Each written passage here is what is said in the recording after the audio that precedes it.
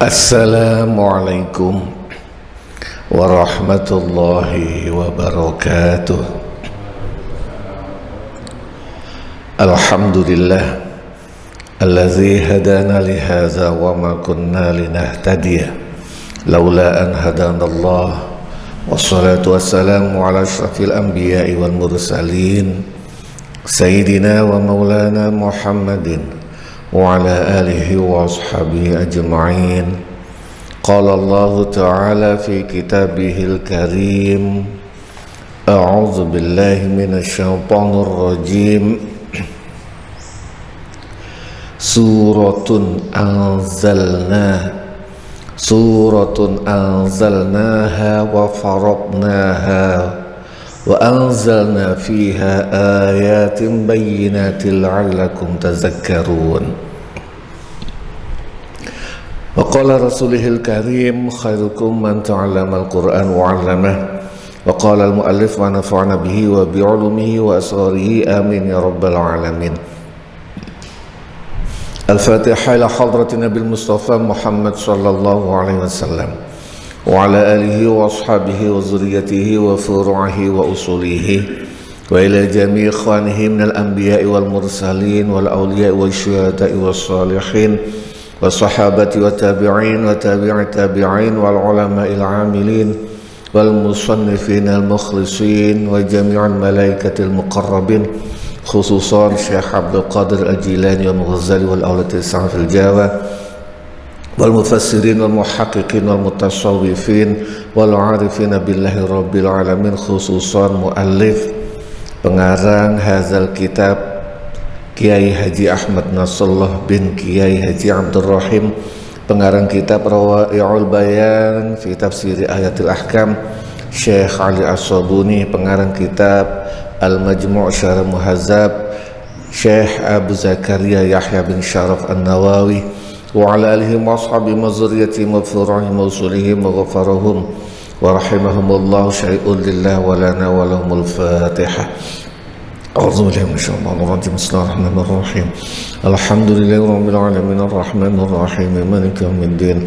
Iyyaka na'budu wa iyyaka nasta'in. Ihdinas siratal mustaqim. Siratal ladzina an'amta 'alaihim ghairil maghdubi 'alaihim waladdallin. Amin. Langsung mawon halaman 80, Ar-Raddu 'ala adillatil khawariji. Kalau nggak salah, ya. Ar-Raddu 'ala adillatil khawariji, membantah, menjawab, ala adillatil khawariji ing atase pira-pira dalile wong khawarij.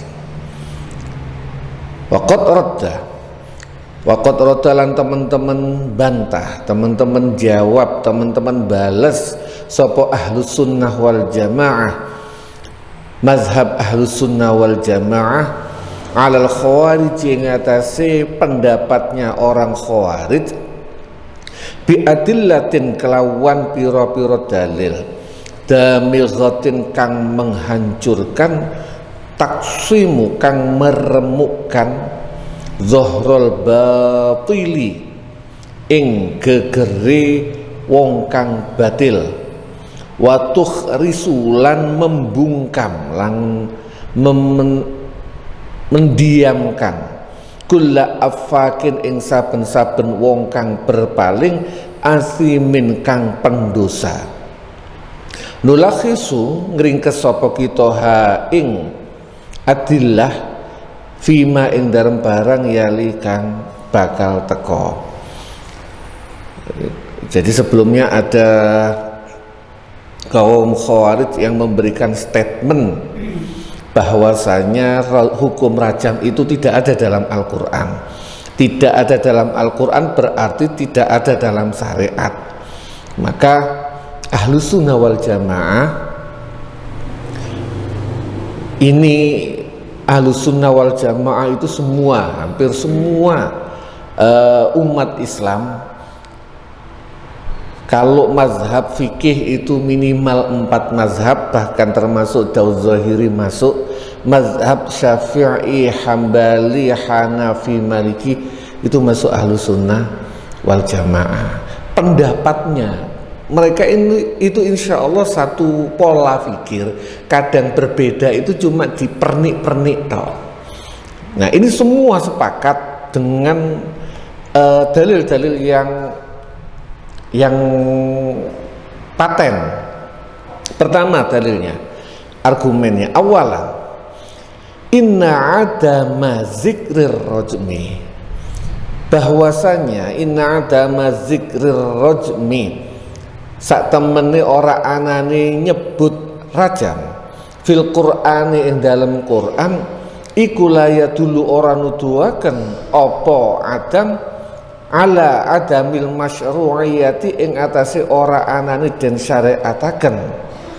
Fakasirun mongko akeh minal ahkami saking pira-pira hukum asyariati kang bangsa syariat iku lam tuzkar ora den tutur fil qur'ani ing dalam Quran.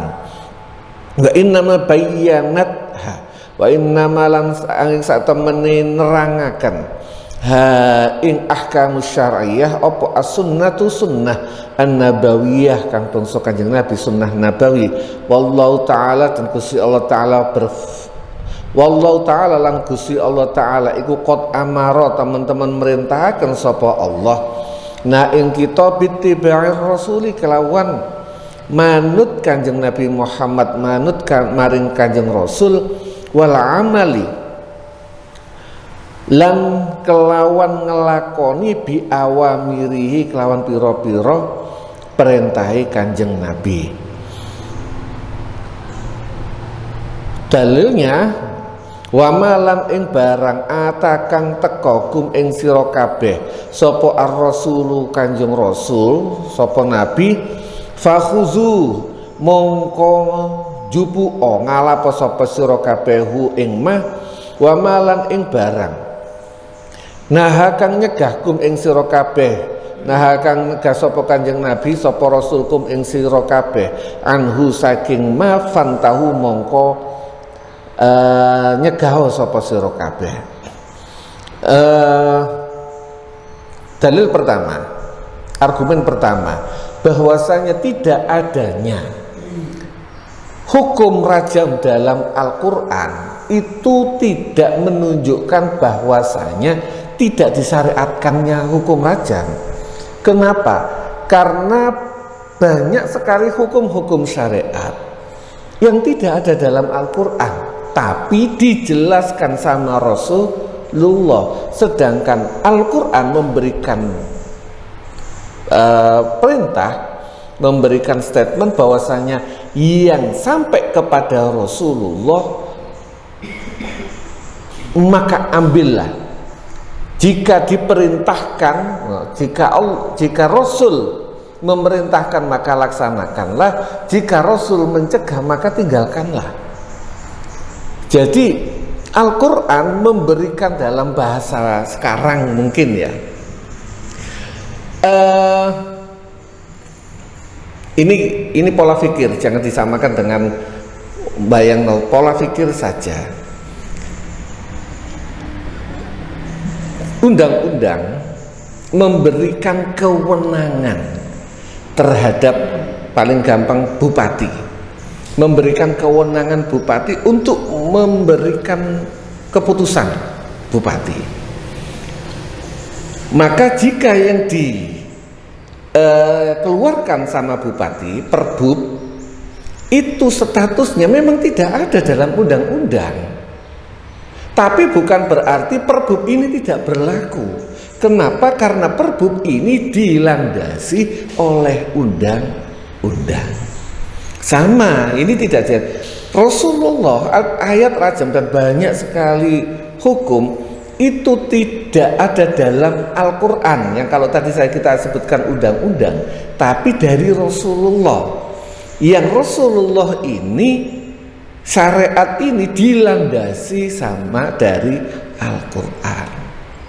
Artinya apa yang disampaikan oleh Rasulullah kurang lebih sama dari Al-Quran atau sama semua dari Allah Subhanahu wa ta'ala.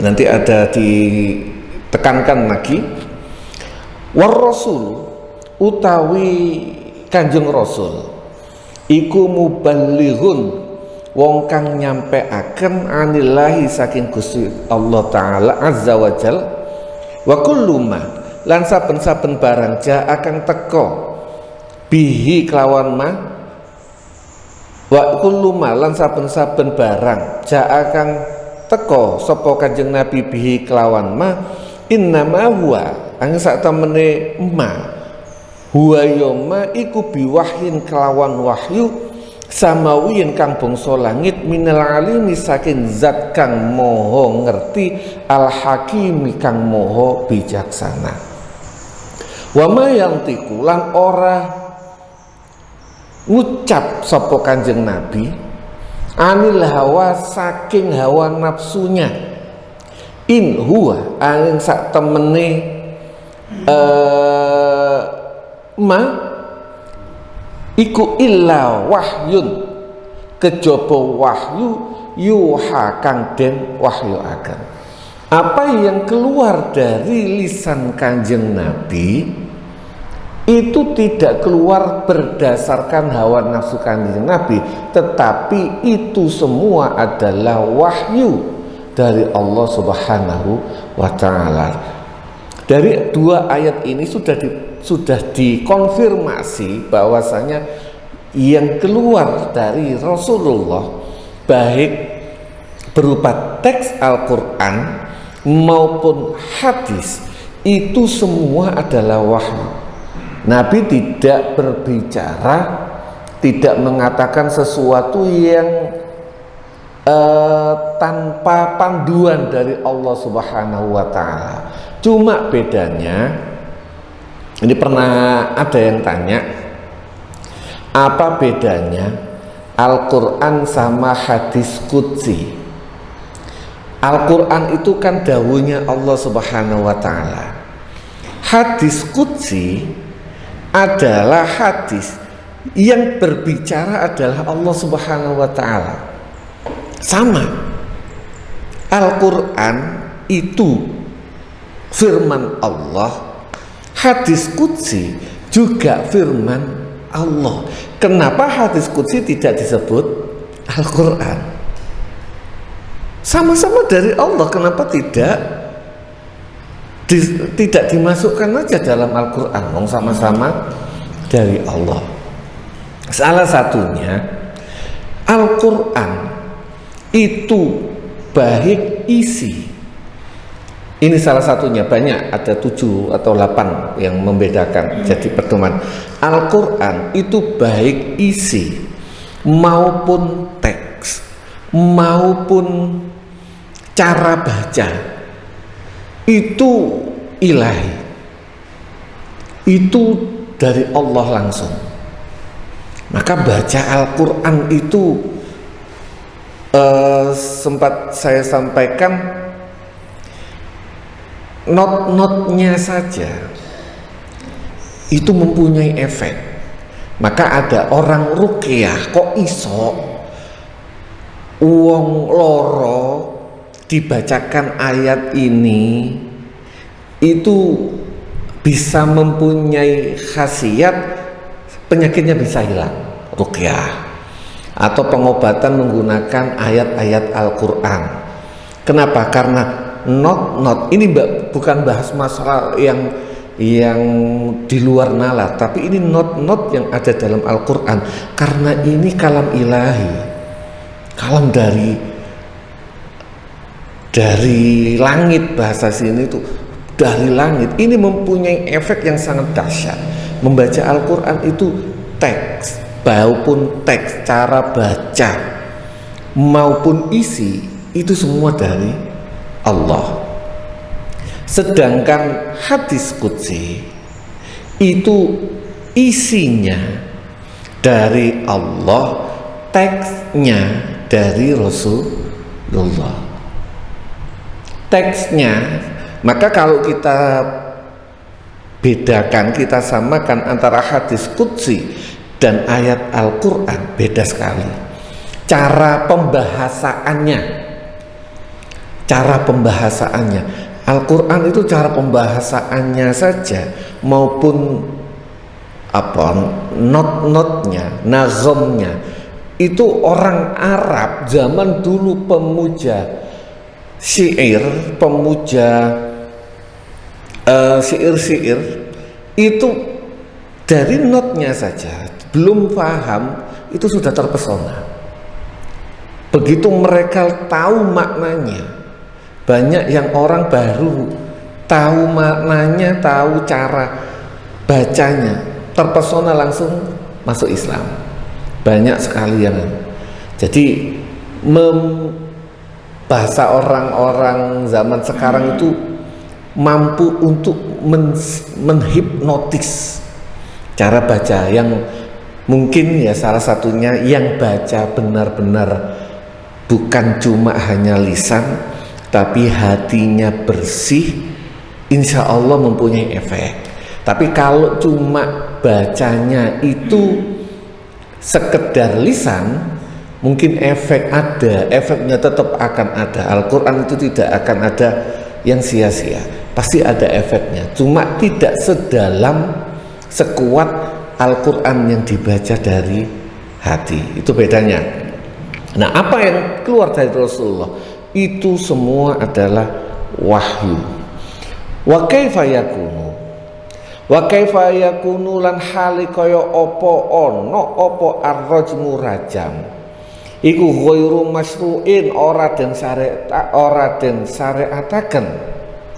Waqat rajama, yang punya kitab ada tambahan waqat rajama lan teman-teman ngerajam sapa Rasulullah Muhammad sallallahu alaihi wasallam wa rajama, tambahannya qad rajama Rasulullah wa rajama lan ngerajam mahu sartane Rasulullah sapa ashabuhu pira-pira sahabate Kanjeng Nabi wa bayyana lan nerangaken sapa Kanjeng Nabi zalika ing mengkono rajam bihadihi kelawan petunjuke Nabi wa fi'lihi lan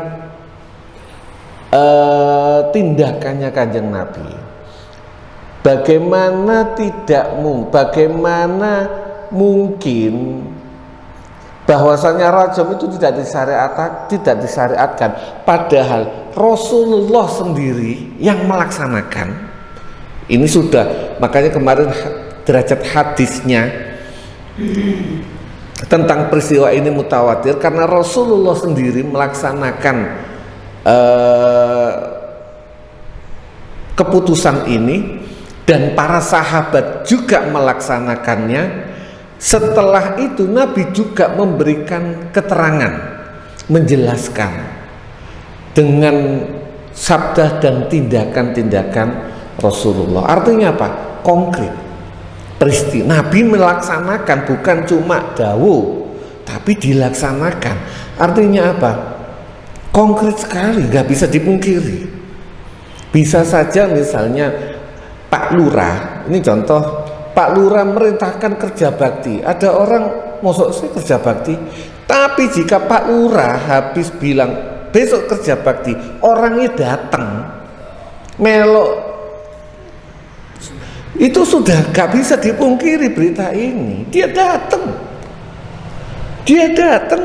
bukan hanya cuma statement. Ini sama, ini konkret, tidak bisa lepas. Rasulullah dawuh melaksanakan dan bersama para sahabat, bukan sendiri. Sebuah hal yang konkret yang tidak bisa dipungkiri sama sekali.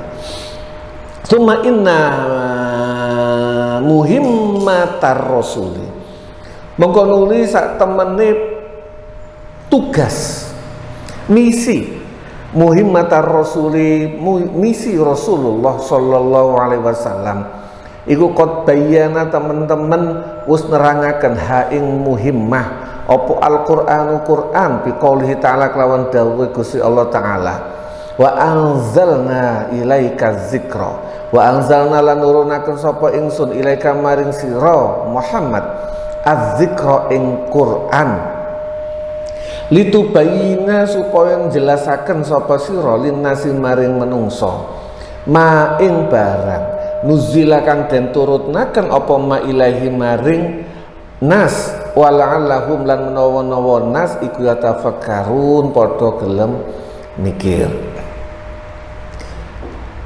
Ini misi Rasulullah salah satunya, dan Allah menurunkan Al-Quran. Oke.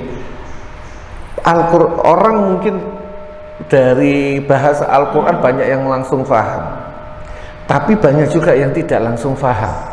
Maka misi Rasulullah, tugas Rasulullah adalah menjelaskan apa yang maksud dari Al-Quran. Makanya kalau ada orang langsung ngambil dari Al-Quran tanpa hadis, hampir kemungkinan besarnya tersesat untuk memahami Al-Quran sangat-sangat jelas. Karena tugas Rasulullah untuk menjelaskan, dan penjelasan ini ada di dalam hadis. Walaupun hadis yang tertuang dalam penjelasan Al-Quran ini terkumpul dalam kitab tafsir, bukan dalam kitab hadis yang sering kita jumpai, misalnya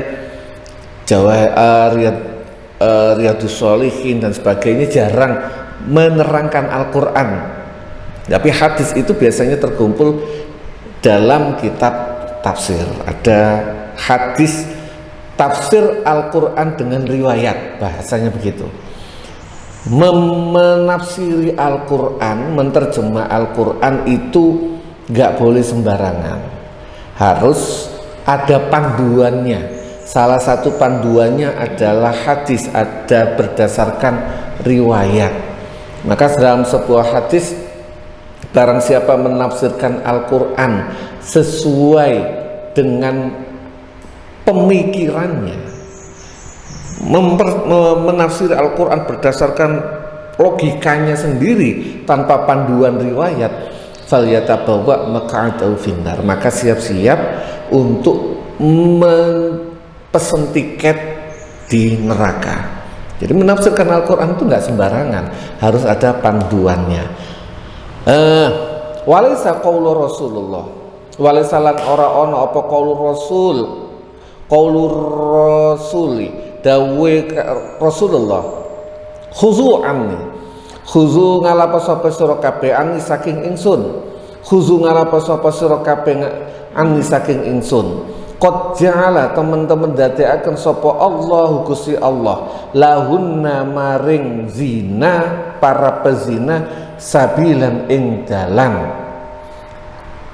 Al bikru bil bikri, bujangan dengan bujangan, iku jaldun, utawi al bikru utawi bujangan, bil bikri kelawan bujangan, iku jaldu mi'atin, tambahannya itu tidak ada, ini tambahan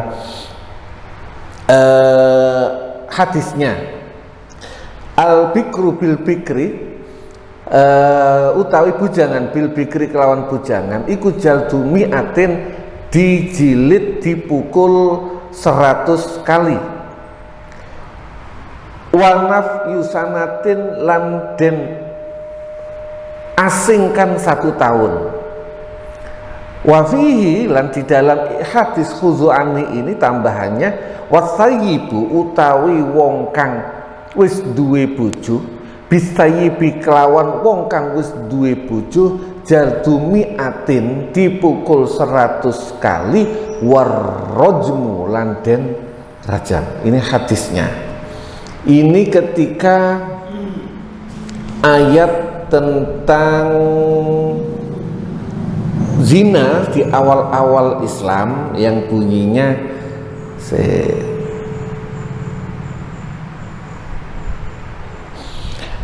wallati a'udzubillahi minasyaitonir rajim, wallati ya'tinal fahishata min nisaikum fastashidu 'alaihinna arba'atan minkum fa in syahidu fa amsikuhunna fil buyuti hatta yatawaffahunnal mautu aw yaj'alallahu lahunna sabila. An-Nisa ayat 15. Di sini sampai mereka mati atau Allah memberikan mereka jalan. Artinya sampai ada keputusan terbaru. Setelah hadis itu agak lama, turunlah keluarlah statement Nabi, khudhu anni, ambil dari saya. Ini dapat wahyu dari Allah, cuma tidak bentuk Al-Quran. Ambil dari saya.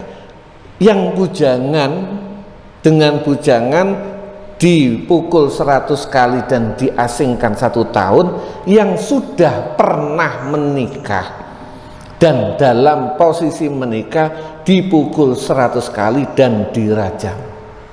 Laisa ora ono apa hadzal qaulu dawuh ini illa kejaba saking keterangan allazi asyara kang ngisyarataken ilahi maring allazi apa al-Qur'anu Qur'an wa huwa utawi allazi iku nasun nas qati'un kang pasti ala hukmi zani ing atase hukumi pezina al-musoni kang muson wa qad asyara lan teman-teman isyaratkan sapa Rasulullah Muhammad sallallahu alaihi wasallam fil hadis ing dalam hadis asyarifi kang mulya bi qouli kelawan dawuhe Kanjeng Nabi, ala wa inni utitul qur'ana wa mislahu ma'hu, ala ilingo wa inni lan sak temene ingsun iku utitu den tekaaken sapa ingsun diparingaken sapa ingsun al-Qur'ana ing Qur'an wa mislahu lan sepadane al-Qur'an ma'hu sartane al-Qur'an. Ila anna sunnah, dari hadis ini ila anna sunnatahu maring sak temene sunnah Kanjeng Nabi al-mutahharata kang den suciaken iku biwahyin saking wahyu minallahi saking Gusti Allah taala. Fasabata mongko tetep apa anna kullama jaa ing sak temene saben-saben barang jaa kang teka bi kelawan masapa Rasulullah huwa ya ma iku tasyri'un pensyariatan minallahi saking saking Allah taala wa anna ulan sak temene ma iku wajibul ittiba'i, wajib manut.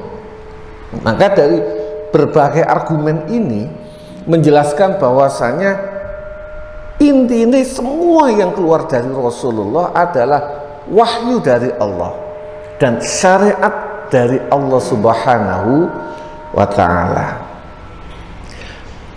Argumen kedua, sanian, inna qawlahu ta'ala temene dawuh Gusti Allah ta'ala, fa iza uhsinna mongko tatkalane den reksa sapa nisa alias muhson, fa in ataina mongko lamun nekani sapa nisa bifahisyatin fa iza usna mongko tatkalane muhson den reksa sapa budak, artinya fa iza usna mongko tatkalane sudah menikah sapa budak, fa in ataina mongko tatkalane nekani sapa budak bifahisyatin kelawan zina fa'alaihinna mongko iku wajib ing atase budak nisfuma utawi separone barang alal separone siksa alal musonati ing atase pira-pira wong kang kareksa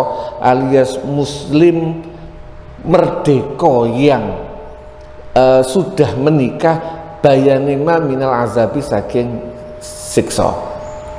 An-Nisa ayat 25. Laisa ora ono iku fiha ing dalem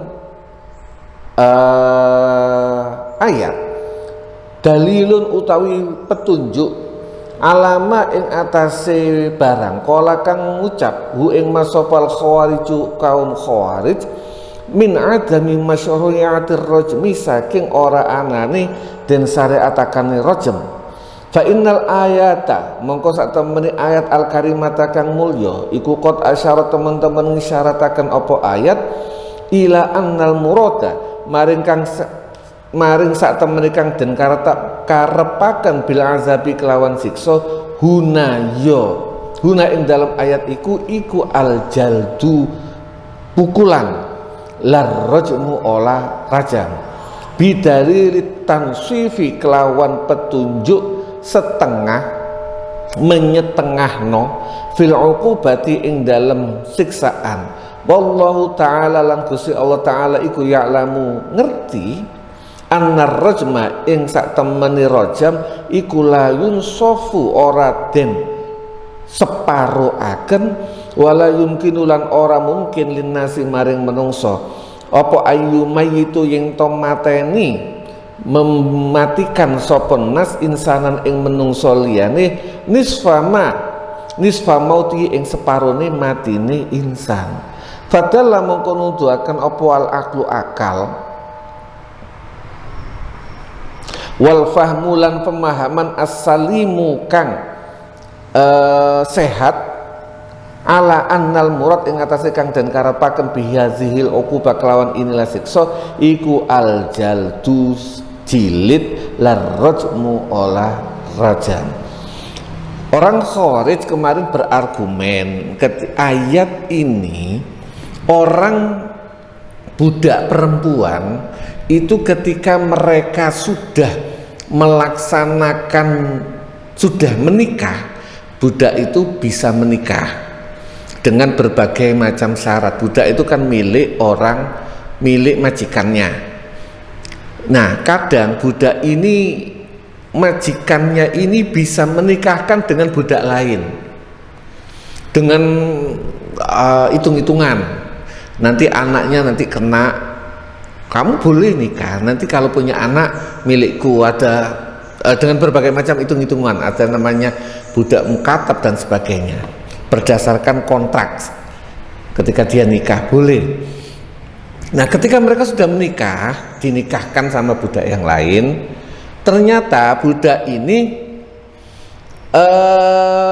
suka sama pejabat waktu itu, suka atau dirayu sama pejabat yang lain, akhirnya terjadilah hubungan zina. Maka budak-budak yang melakukan tindakan ini hukumannya separuh dengan orang yang merdeka. Nah, argumen orang Khawarij tuh kan, ayat ini budak ini separuhnya. Kalau separuhnya rajam kan nggak mungkin, berarti rajam itu tidak ada. Di sini diterangkan mazhab Ahlus Sunnah wal Jamaah bahwasanya ayat ini Kang, ini bahas masalah ayat pukul. Kalau sudah ayat pukul, ayat dipukul orang merdeka itu hukumannya 100, maka separuhnya berarti 50. Jadi jangan dicampur adukkan. Orang Khawarij itu mencampur adukkan di utak-atik ayat Al-Quran. Nah, ini secara pemahaman yang benar, ini ayat ini hubungannya sama pukulan, sama hukuman cambuk, bukan rajam. Maka kalau pukulan hukuman cambuk ya bisa separuhnya gitu.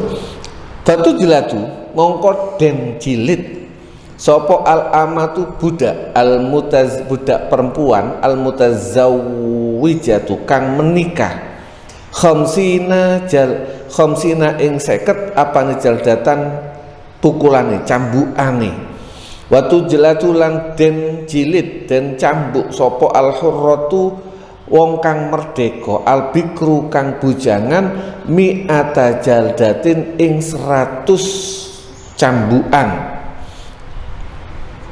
Budak walaupun sudah menikah, hukumannya kalau melaksanakan zina, hukumannya separuh orang yang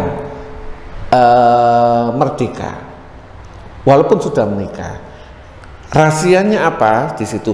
Wasirru utawi rahasia fi hadzat takhfifi ing dalam ini keringanan alal amati ing atase budak dunal hurrati bukan orang yang merdeka. Rahasianya apa? Iku annal jarimata ing sak temene kriminal tindakan dosa ini minal hurrati saking wong kang merdeka iku afdau lebih mengerikan. atau lebih jahat, wa asna'u lan lebih menjijikkan. Orang merdeka melaksanakan perbuatan zina itu sangat menjijikkan sekali, karena dia mempunyai sarana untuk di jalan yang benar. Dikaunil hurrati krona anane wong kang wadon merdeka fi makmanatin ing dalam posisi aman minal fitnati saking fitnah. Orang yang merdeka, wanita mulia itu sangat aman. Kenapa? Ya dia di dalam posisi yang dilindungi oleh keluarganya, dilindungi oleh martabatnya dan sebagainya. Maka jika orang yang sudah dilindungi dengan kemuliaan martabat keluarga dan sebagainya masih melaksanakan zina, maka itu sangat-sangat memalukan dan sangat jahat. Beda dengan budak. Kenapa? Wahia lan hurra iku ab'adu luweh adoh andaiyatil fahisyati saking pendorong untuk melaksanakan zina, wal amatu sedangkan amat iku dhaifatun lemah an muqawamatiha saking melawan da'iyah. Budak itu posisinya sangat lemah karena tergantung perintah majikan. Kalau ternyata ini kelasan, budak itu tergantung majikannya, misalnya ini harus kerja di pub, dia nggak bisa mengelak. Dan ketika dia akhirnya terjerumus, itu logika masih bukan dibenarkan tidak, tetapi hukumannya otomatis lebih ringan karena posisi dia itu sangat lemah. Farahima mongko ngrahmati mawelasi sapa Allah Gusti Allah taala dha'faha ing kelemahane amat wa khaffafa lan meringankan sapa Gusti Allah al-iqaba ing hukuman anha saking amat. Pun kurang lebih itu mbok menawi wonten pertanyaan di dalam teks maupun luar teks, monggo. Siap. Mengenai dalil atau ditalikoti atau masalah atau analogi hadis mengenai hukum rajam atau yang lainnya itu berlaku untuk umat Islam secara keseluruhan atau kalau di Indonesia ini kan tidak menganut secara keseluruhan Hukum Islam. Nah itu hukum nas itu dilakukan seperti apa seharusnya untuk umat Islam ini? Contoh saja kalau puasa kan kalau ada tolongnya kan harus dikotokin aliran atau sholat harus dikotok. Nah, seperti rajam atau hukuman yang lain seperti mencuri seharusnya kan dipotong dan seterusnya. Seperti itu gimana kekuatan dalil qot'i mengenai rajam dan kemudian atau lain. Ya, terima kasih. Syariat Islam itu berlaku untuk seluruh umat Islam dan selamanya.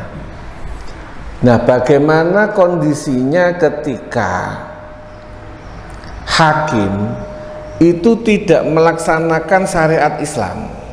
Hakim itu maksudnya pemerintah. Dan sekarang ini hampir sebagian besar negara yang berpenduduk Islam itu tidak melakukan syariat Islam sepenuhnya. Bahkan mohon maaf, sekelas Arab Saudi ini saya nggak tahu pastinya, tetapi saya pernah baca sebuah buku yang ditulis oleh salah seorang putri kerajaan Saudi, itu menjelaskan hukum syariat Islam itu hanya untuk warga rakyat biasa, sedangkan untuk keluarga kerajaan dan ekspatriat dari orang-orang mulia, yaitu orang Amerika dan Barat, itu tidak dilaksanakan syariat itu. Kalau yang nyuri itu orang Indonesia, dipotong. Tapi kalau yang nyuri itu misalnya orang Eropa, bisa jadi tidak dilaksanakan hukum potong. Itu sampai sebegitu. Artinya hampir tidak ada yang tak pandang yang melaksanakan syariat Islam full. Hampir tidak ada. Loh, terus bagaimana solusinya bagi mereka yang pernah melaksanakan perbuatan itu tapi tidak dihukum sesuai dengan syariat Islam? Kan kurang lebih pertanyaannya gitu. Iya, tetap mengikuti, bahkan nggak usah begitu. Yang orang zaman pernah melaksanakan zina zaman era Nabi, andaikan ada, yang nggak konangan pun banyak. Karena untuk memberikan nggak konangan dan nggak ngaku, pelaku zina itu dihukum bahkan era Nabi itu dengan dua kemungkinan. Satu, ngaku, dan ini yang terjadi di era Nabi, hukum rajam itu rata-rata karena ngaku. Kedua, tertangkap basah dengan 4 saksi. Ini tidak pernah terjadi. Ini tidak pernah terjadi. Bayang ono wong, mungkin sekarang bisa saja terjadi karena vulgar sekali. Orang melaksanakan zina didelok wong papat dan jelas-jelas terjadi perzinaan, bukan wis gawe klambi atau baru telanjang atau mohon maaf baru ciuman. Itu tidak bisa hukum rajam dan sebagainya. Harus ketika melaksanakan perzinaan disaksikan 4 orang. Itu hampir tidak terjadi. Bahkan seingat saya zamannya Rasulullah, zamannya para sahabat, rajam itu dilaksanakan rata-rata karena ngaku, bukan karena fastashidu alaihi nabi arba'ati syuhada. Hampir nggak bisa. Sopo 4 orang dilihat langsung, itu saksi. Lah bagaimana misalnya dulu pernah di pondok dikaji, bagaimana dengan CCTV, bagaimana dengan itu, bukan saksi, itu alat bukti. Ada saksi melihat langsung, ada alat bukti. Bahasanya itu saksi bayinah kalau nggak salah. Alat bukti itu beda lagi. Kelasnya itu pendukung, yang utama adalah saksi. Nah,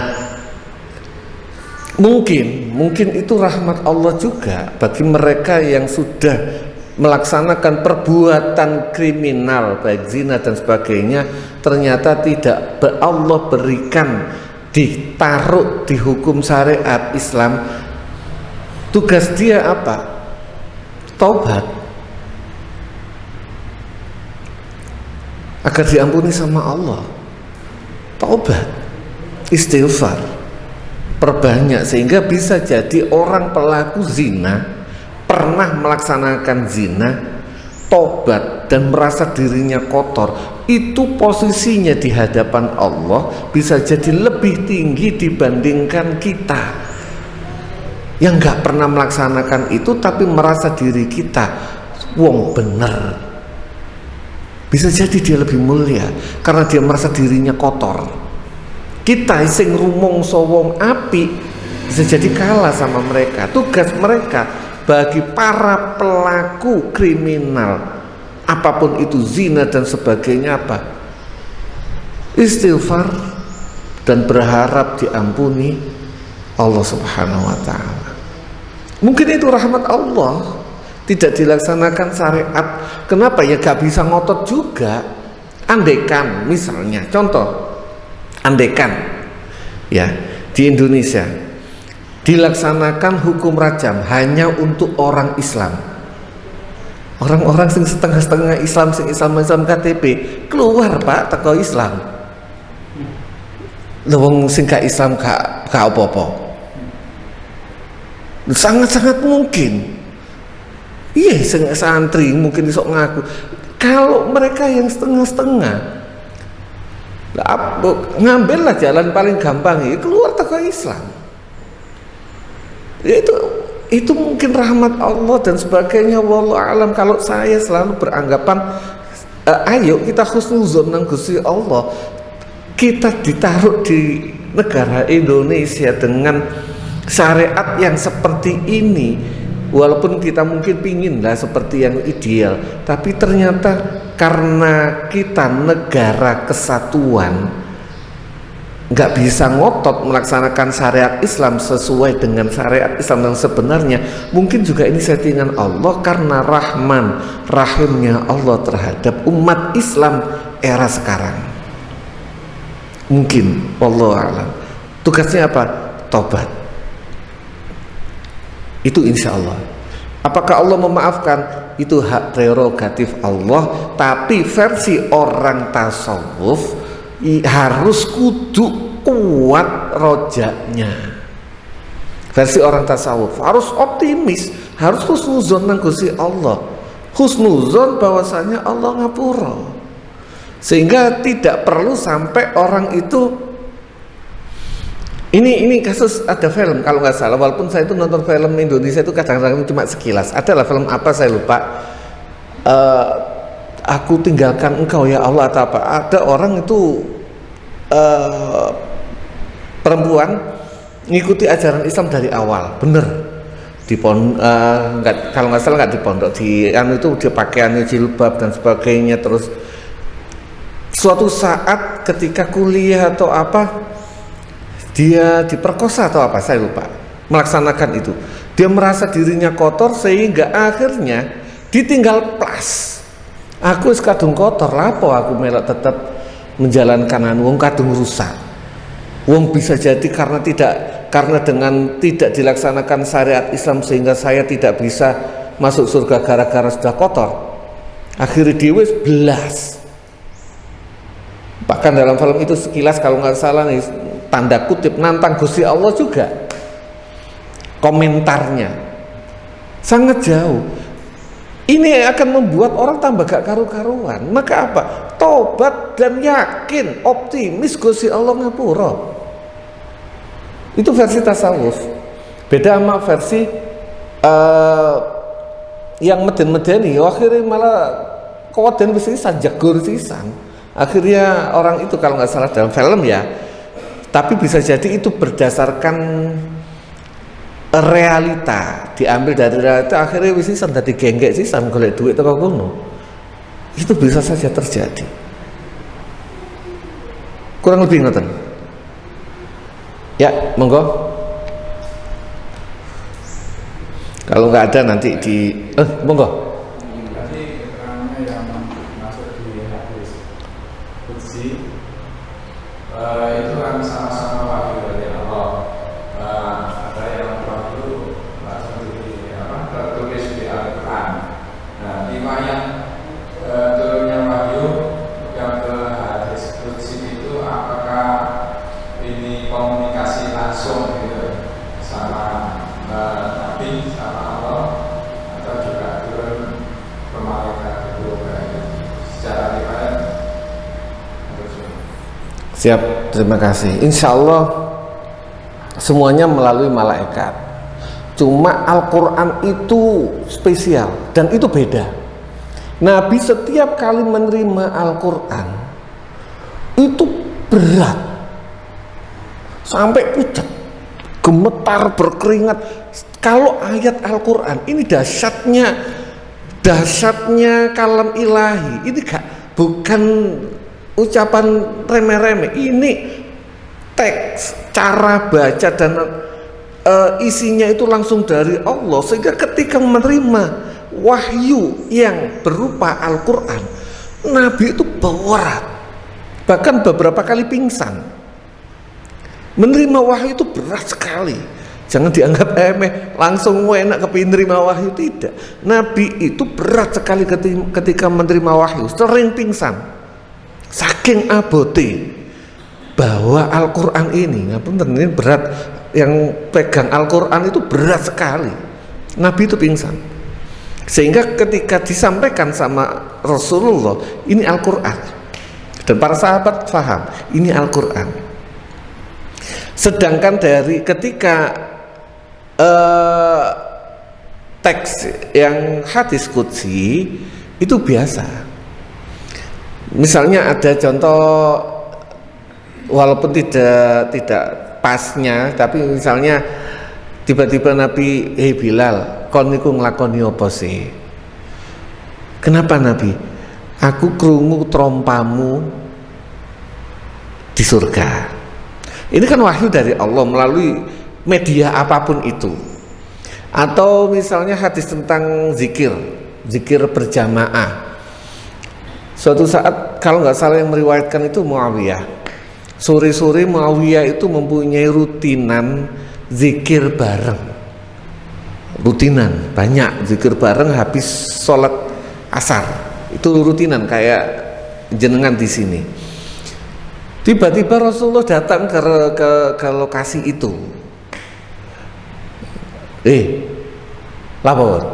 Bahasa saya jangan kok di ngono enggak, lapor. Gemeter Muawiyah itu. Khawatir dianggap ini perkumpulan rahasia. Enggak, Nabi, kami cuma melaksanakan zikir bersama. Sempat gemeter, takut, khawatir didukani Kanjeng Nabi, karena dalam tanda kutip ini tidak diajarkan Nabi. Nabi tidak mengajarkan zikir bareng, tapi Muawiyah dan teman-temannya melaksanakan zikir bareng. Gemeter, khawatir salah. Nabi, enggak, aku ngelihat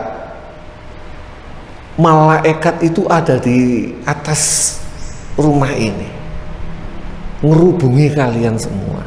Ini contoh. Ada beberapa penglihatan yang langsung, ada riwayat yang langsung yang disampaikan bahasanya contoh hadis qudsi tentang barang siapa yang mendekat kepadaku satu jengkal sibron, maka aku mendekat kepada orang tersebut satu zira. Itu kan hadis qudsi, sabda Allah, tentunya melalui malaikat Jibril, wahyu melalui malaikat Jibril, tapi bahasanya bahasa Nabi. Cuma beda dengan Al-Quran, dan Nabi selalu membedakan, iki wahyu Al-Quran, tulisan. Ini hadis jangan ditulis. Sampai era sahabat Ali itu orang tidak boleh menulis hadis. Hadis itu tidak boleh ditulis sampai zamannya Sayyidina Ali. Yang boleh ditulis hanya Al-Quran untuk menjaga keautentikan Al-Quran. Kurang lebih ngoten. Pun monggo nanti disempurnakan sama Ustaz Zain. Saking kula akhiri, wabillahi taufiq wal hidayah wa ridha wal inayah. Wassalamualaikum warahmatullahi wabarakatuh.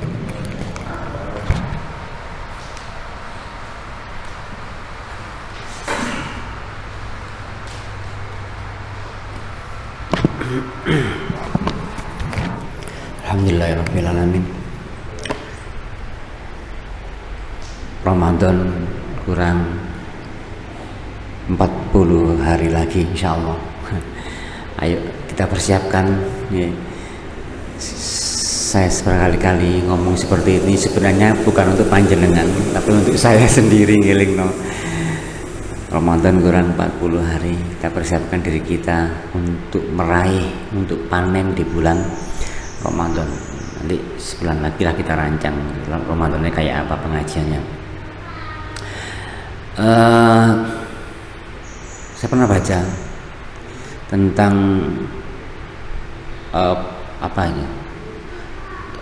bagaimana wahyu nyampe kepada Rasul. Bukan berarti Allah tidak langsung kepada Nabi, lapor kok kadek ngongkon malaikat dan sebagainya gitu. Ada yang berpendapat bahwa sebenarnya Nabi sudah dikasih paham sama Allah. Malaikat Jibril itu sebuah formalitas. Ini dia hanya mengatakan Al-Quran. Karena apa? Ada satu ayat yang ketika itu malaikat Jibril belum melantunkan ayat itu, Nabi duluan ditegur sama Allah. Oh, jok susu. Tekniknya memang harus Jibril yang membacakan, baru kamu yang menirukan, itu pun kamu sampaikan. Jadi seperti itu gitu loh. Itulah kemudian yang proses yang begitu berat datangnya wahyu itu kepada Rasulullah.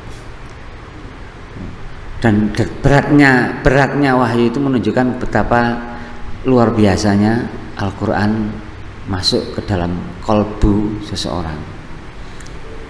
Itu satu tentang maka diskusi ya udah saya tidak pernah dengar apakah itu langsung Allah memberikan kepada Rasul dulu sebagaimana Al-Quran ataukah melalui Jibril lah. Itu yang jelas memang sama-sama dari Allah gitu aja, itu sama-sama langsung dari Allah. Dan hadis juga dari hadis tadi mama yang tikuan lawa ini wa ila wahyu yuha, berarti hadis juga wahyu. Hadis itu juga wahyu, artinya apa?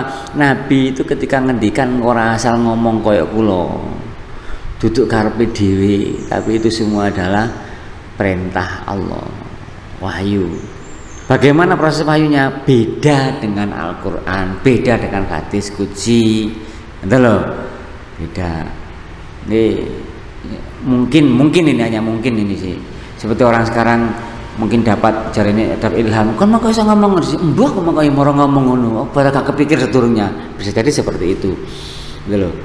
Tapi Al-Quran yang menegaskan bahwa apa yang diucapkan Nabi itu bukan karpe dhewe, tapi itu adalah wahyu. Bahkan sama-sama wahyu, berarti sama-sama dari Allah.